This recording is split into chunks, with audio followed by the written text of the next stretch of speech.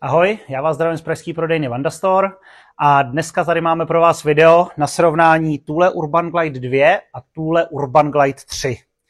Tak, můžeme začít určitě u hlubokých korb, kdy vlastně u Thule Urban Glide 2 máme sundávání toho krytu hlubokého lůžka. Tadyhle přes ty suchý zipy, plus navíc tam byl ještě tenhleto vočko, díky kterému jsem potom vlastně mohl odendávat ten kryt toho hlubokého lůžka.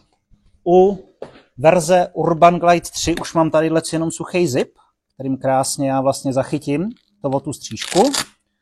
A samozřejmě součástí tady magnety, které se mi krásně přichytějí. Dál určitě prošlo změnou taky vnitřek té hluboké korby, kdy vlastně máte tam krásnou madraci, je dokonce i delší ta hluboká korba, to znamená o nějaký 2 cm se nám prodloužila hluboká korba. Dá se tam odepnout určitě ten vnitřek, to znamená samozřejmě lepší přístup na tu hlubokou korbu.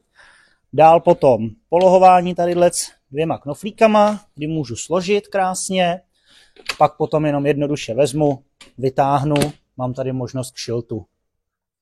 Dál máme rozepínání, to znamená, mám tady možnost i vlastně střížky, kdy já to vlastně můžu vzít, můžu to prodloužit a díky tomu já si otevřu krásně tu větratelnou korbu, což model Urban Glide 2 nenabízel. Když se potom přesuneme vlastně ke sportákům, tak tady máme pár změn, co se týče určitě toho předku, kdy tady vlastně máte takovýhle nárazník, takže díky tomu už by nemělo docházet k tomu, že vlastně ten předek se poměrně hodně často odíral. Zůstalo nám stejný aretování předního kola, to znamená zámeček, když mám otevřený, mám kolo na volno, jakmile uzavřu, v tu chvíli ho mám napevno. Podstatná změna, polohování nožiček. Jedno z nejčastěji diskutovatelných témat vlastně, to znamená Thule dneska u Urban Glide 3 už vymyslelo takovouhle tyčku. Díky tomu máte nastavený to polohování nožiček. Sedák. Máme do většího sedu, to znamená určitě zase další věc, o kterou si spousta lidí z vás psalo, připomínkovalo. Thule už má vlastně sportovní sezení do možnosti většího posazení toho dítěte. Dál, když se podíváme na střížky, tak u Thule Urban Glide 2 klasická rozepínací s možností prodloužení a potom samozřejmě ve střížce máme okýnko.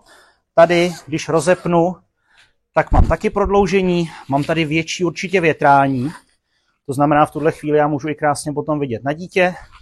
Jakmile nechci, tak mám tady možnost samozřejmě toho klasického okýnka. Další podstatná věc je, tadyhle u Urban Glide 2, tadyhle hodně často se stávalo, lidi si stěžovali, že tady vlastně ta látka úplně nedolíhá tadyhle k té konstrukci. Dneska už je to vyřešený tak, že opravdu tam není prostor, že by tam nějakým způsobem foukalo nebo něco podobného. Standardní ruční brzda, ta se nám nezměnila, to znamená, tam krásně si můžu přibržďovat. A hlavní rozdíl je určitě tadyhle dole.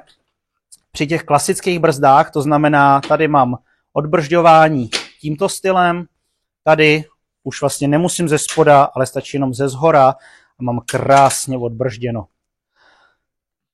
To je vlastně, co se týče kočárků Urban Glide 2, Urban Glide 3. Takový ty základní rozdíly, co jsme si dneska řekli. Pokud by vás zajímalo víc, určitě nás neváhejte kontaktovat. Všechny vaše odpovědi a všechny vaše dotazy rádi zodpovíme.